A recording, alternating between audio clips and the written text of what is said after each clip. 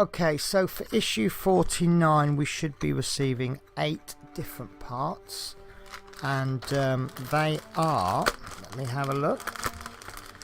Piece number 1, more hull plating. We can begin to see now how future issues are going to go, because we're receiving the same kind of parts, but this is hull plating TP8, and there's a little marker on it. We are receiving hull plating, hull frame TF10, and that's sealed in the bag. Yeah, so these are, we're starting to receive hull plating and hull framework with every issue, so I think that kind of gives us an indication based on previous issues where this is going to go, which is very exciting, don't get me wrong. So TF10, which is this piece, and we can see that's a rounded piece, so can we speculate what that's going to be?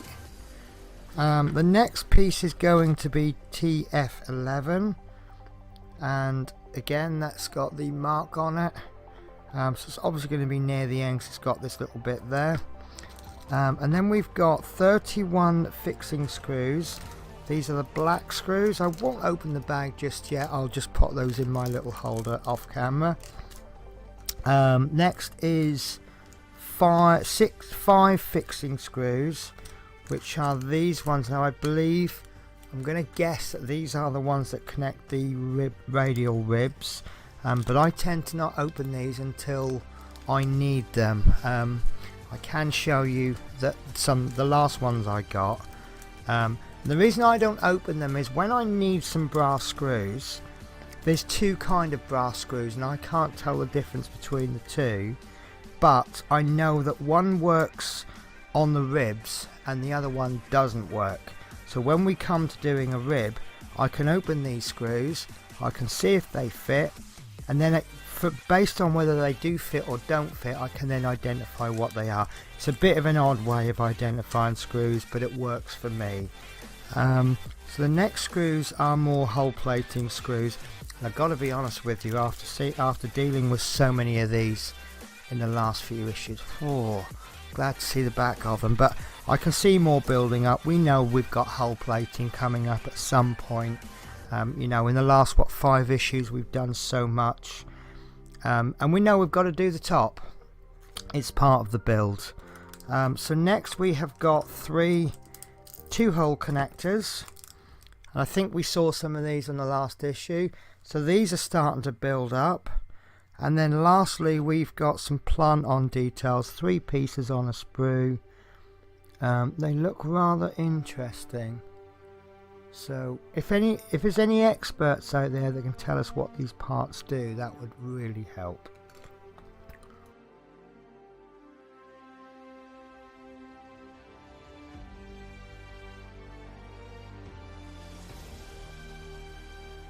Okay, so what we're going to do now is we're going to be adding the plant on details. Now, word of warning before we begin, there's a little picture there, it tells you which pieces you want. 7 and 8, the way that they've positioned the number, it looks like they want both pieces, but you don't, you only want the one. I made that mistake, so now I've got a loose piece floating around in a bag. So what I've done is I've pre-cut all the pieces off, I laid them down by the side, so I'll be able to actually pull them up as I need them. So first thing I'm going to do is I'm going to rotate this so that the orientation is the same as the magazine, and that should make life a little bit easier. So piece number 1 is going in first, provided I don't drop it, and that's going to go in this way, and that's going to go in like that. So we do the dry fit, that's absolutely perfect. So we apply as little glue as we possibly can. If you can get away with it, just apply on the tabs, and then I just like to, if you don't feel comfortable, don't do the outside bit, but I just like to do the outside just to give it a bit more, and then make sure that goes into the pegs. 5, 4, 3, 2, 1, that's perfect.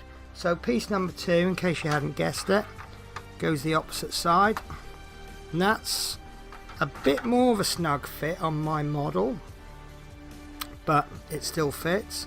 So I'm just going to pop a couple of tiny bits all around, and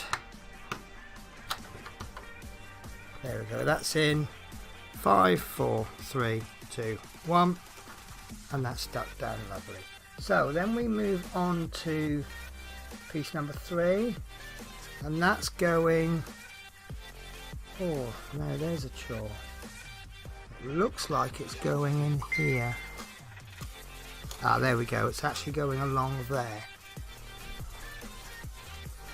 So that dry fit is fine. There is actually a right and a wrong way to do this.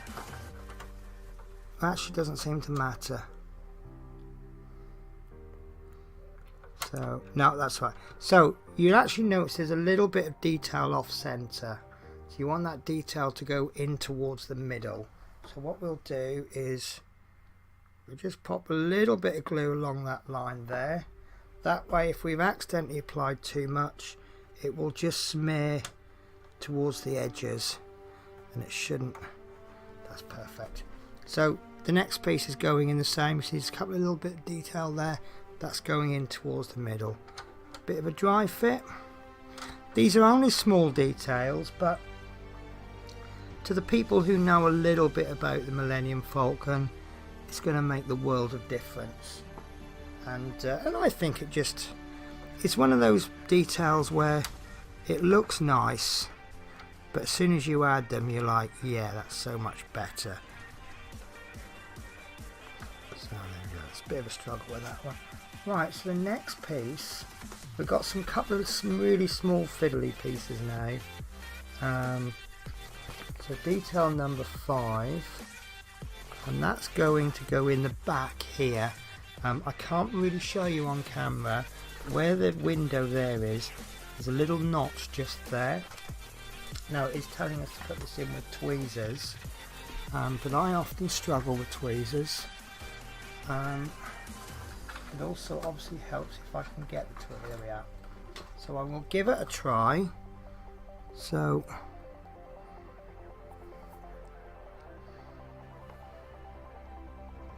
oh, that's fine. So I'll just dab a tiny bit of glue on there. Less glue is going to help here, because less glue tends to dry a little bit quicker. Because if we knock this, it's either going to fall out or it's going to stick in the wrong position. So there you go, that's a really hard one to put in, but why they couldn't have moulded that in, I don't know. But then again, there we go, and it's just fallen out.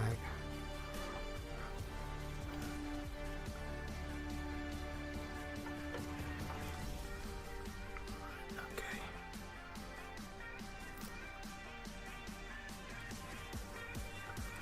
Trouble is, if I get this just off a little bit, slightly wonky, I won't be happy, because I'll know it's there.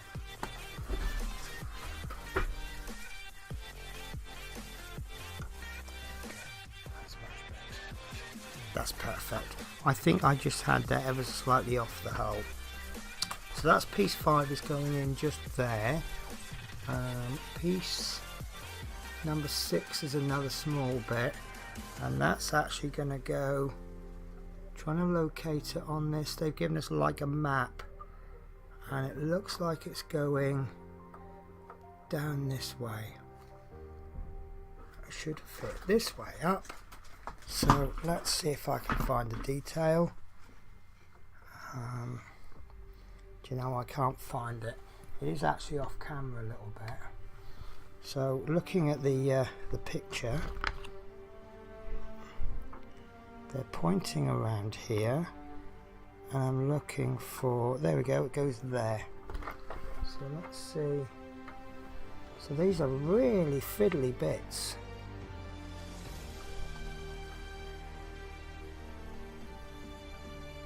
Oh, I see, it's going to go just there.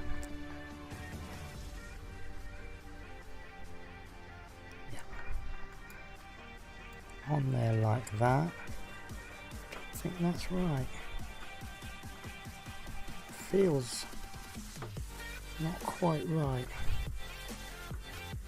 Oops. Okay. Have a little look at the connection on the bottom. It's just a little square. Okay, I see it now. Right. This is so fiddly. Might be better to apply it if you stick a bit of blue tack to the top and then hold the blue tack. I think we'll get away with that. There we go. On the actual picture it doesn't look like it's making contact. See a little gap there, but if you put it on it will actually be making contact. So I think that's the difference. So I think I'll apply the glue to the model because the area is quite large, and I think it's actually large enough to apply with my finger without making a mess. So again, do lots of dry fitting, figure out how to handle this piece. There we go. I don't think you can see it, but it is actually there. So that looks okay. It's only a tiny detail, and to be perfectly honest with you, if you had an accident and lost it, you probably wouldn't notice. Again, if you're a bit of a purist, then you would notice. Okay, so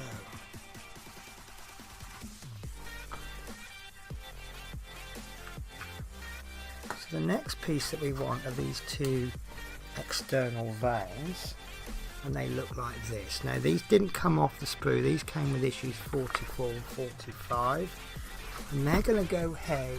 See two holes there, and it does say that they're identical and they go any way round, so we just check just to make sure when that is correct. So what I'm going to do with these is pop a tiny dab of glue on the pegs, and then I'm just going to put some tiny dabs, smallest dabs ever.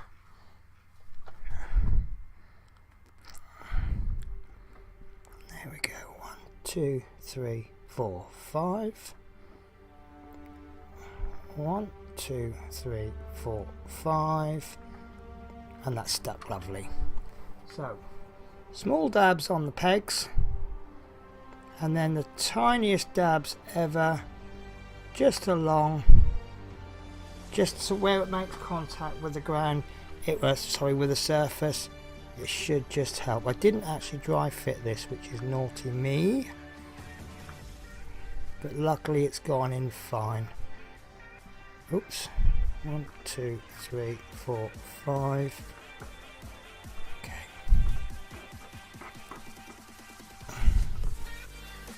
Lovely, they've gone in perfect.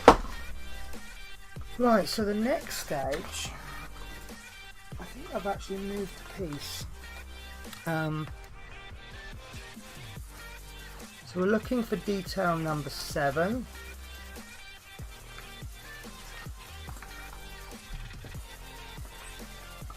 And that will go, I'm trying to figure out where it goes. I can't identify it on here. Right, okay, it's actually going to be going in there. There you go, I've already dry fitted it in, look. So it's just the one piece, and I'll just move the camera around. So there's two holes there, and it's going to go in there like that. And check the orientation of the magazine, there's a little notch there, and that's how you can identify. So again, we're going to 2 pegs, little dab in the middle, and then just a tiny dab on the edge, on the outsides, and poke that in like so. Oh dear, there we go. I thought I was a little bit slow there. It's taking me longer than I wanted. So there we go, that's on, and that should leave us one more detail, which is going to go somewhere around here. There we go. So you've got 2 little holes there, they're more like slits. And this piece is, if you imagine this as gas tanks or guns, it's actually pointing across. They're not, I don't think they are guns, but if you think of them as guns, it kind of helps you figure out which way they want to be pointing. So obviously when you've got two parallel lines like that, it then means you can position the piece two ways, which is the right way and the wrong way. So there you go. So that's the issue finished. Not any major construction this week, but small little details that are just going to add something to it. So that's it then for this week, and I hope to see you next week. Take care. Bye bye.